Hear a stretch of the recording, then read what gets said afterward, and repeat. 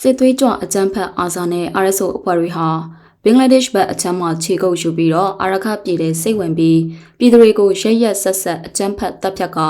နယ်စပ်လုံခြုံရေးတပ်စခန်းတွေကိုဝင်ရောက်တိုက်ခိုက်နေတယ်လို့အာရခတပ်တော် AA ကပြောပါတယ်။အကြမ်းဖက်အဖွဲ့တွေဟာမောင်တော်နယ်စပ်တမန်းသားရွာနဲ့ဒုံညိုကျေးရွာကအပြစ်မဲ့ဒေသခံရွာသား10ယောက်ကိုဖမ်းဆီးတပ်ဖြတ်ခဲ့တဲ့လုပ်ရက်ဟာဆက်စုပ်ဖွယ်ရာလူမဆန်တဲ့အောက်တန်းကျတဲ့အကြမ်းဖက်လုပ်ရက်တွေကိုကျူးလွန်ခဲ့တာဖြစ်တယ်လို့ AA ကမနေ့ကထုတ်ပြန်ထားပါတယ်။မွတ်စလင်မဟုတ်တဲ့ရခိုင်အပါအဝင်တခြားမျိုးနွယ်စုတွေကဒေသခံပြည်သူတွေကိုစစ်သွေးကြွအကြမ်းဖက်အဖွဲ့အာဇာနဲ့ RSO အဖွဲ့တွေက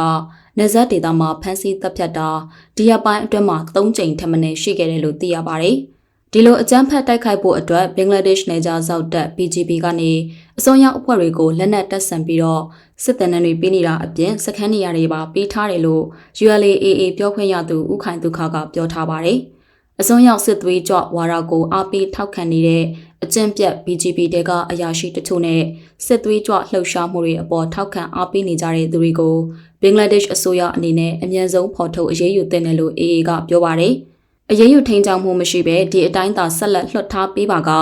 နှစ်ဖက်နယ်စပ်တည်ငြိမ်ရေးလုံခြုံရေးနဲ့ဆက်ဆံရေးတွေကိုထိခိုက်စေနိုင်ပြီးနှစ်ဖက်တင်းမာမှုကိုလည်းပိုမိုမြင့်တက်လာစေနိုင်တယ်လို့ AA ကဘင်္ဂလားဒေ့ရှ်အစိုးရကိုသတိပေးထားပါတယ်။ဘင်္ဂလားဒေ့ရှ်အာရခနယ်စပ်မှာတကြောပြန်စခန်းချခေါင်းထောင်လာတဲ့အာဆာ RSO အကြမ်းဖက်လှုပ်ရှားမှုအန္တရာယ်ဟာအာရခဒေသတွင်ကနေပြည်သူလူထုတရက်လုံးရဲ့လုံခြုံရေးကိုဓာတ်ရိုက်ချင်းချောက်ရှုံတာမကပဲ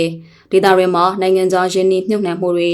လာရောက်ရင်းနှီးမြှုပ်နှံကြတဲ့နိုင်ငံသားတွေရဲ့လုံခြုံရေးနဲ့အသက်အန္တရာယ်ကိုပါတွယ်ဝိုက်ချင်းချောက်ရာရောက်နေတယ်လို့ AA ကပြောပါတယ်။ဒါကြောင့်နိုင်ငံတကာအတိုင်းဝိုင်းတွေအနေနဲ့လည်းဒီဖြစ်ရဲ့အပေါ်တေချာစောင့်ကြည့်ပြီးဝိုင်းဝန်းစောင့်ကြပ်ထိမ့်သိမ်းပေးကြစီလိုတယ်လို့အာရခတပ်တော် AA ကတောင်းဆိုထားပါတယ်။တစ်ဆက်တည်းမှာပဲဘင်္ဂလားဒေ့ရှ်အစိုးရအနေနဲ့မိမိတို့အဖွဲ့အစည်းအကြားနှစ်ဖက်ပြည်လဲစေမဲ့နည်းလမ်းတွေကိုအမြန်ဆုံးရှာဖွေပြီးတော့နှစ်ဖက်ပူးပေါင်းဆောင်ရွက်မှုမျိုးကိုသာဦးစားပေးလှုံ့ဆော်တဲ့လို့လေးနက်စွာအကြံပေးတိုက်တွန်းလိုတယ်လို့အာရခတပ်တော် AA ကထုတ်ပြန်ပြောဆိုထားပါတယ်။စစ်သွေးကြွအကြမ်းဖက်အဖွဲ့တွေဟာဘင်္ဂလားဒေ့ရှ်နိုင်ငံကနေနမ်းမြက်နဲ့မယူတောင်တန်းလမ်းကြောင်းတွေကတဆင့်အာရခမောင်တော်ခရိုင်တဲကိုဝင်ရောက်ပြီးတော့AA တပ်စခန်းတွေကိုတိုက်ခိုက်နေသလိုဒေသခံပြည်သူတွေကိုလည်းချောင်းမြောင်းပစ်ခတ်တပ်ဖြတ်တာအကြမ်းဖက်ဖမ်းဆီးနှိပ်စက်တာအနိုင်ကျင့်ငွေညှစ်တာ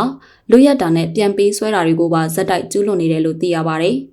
မောင်တော်မြို့နယ်မြောက်ပိုင်းနယ်စပ်မှတ်တိုင်56နဲ့58ကြားမှာရှိတဲ့ point 601ကုန်းအနီးဝန်းကျင်အပါအဝင်နေရာ6ခုမှာအာရခတပ်တော် AA နဲ့အကြမ်းဖက်အာဆာတပ်ဖွဲ့ကြားတိုက်ပွဲဖြစ်ပွားခဲ့တယ်လို့သိရပါတယ်။ point 601ကုန်းမှာရှိတဲ့ AA နယ်စပ်လုံခြုံရေးတပ်စခန်းတစ်ခုနဲ့နယ်စပ်မှတ်တိုင်52အနီးကဒုံညိုစခန်းကိုအာဆာတပ်ဖွဲ့ဝင်တွေသိမ်းပိုက်ရယူဖို့စက်တင်ဘာ16ရက်နေ့ညနေပိုင်းက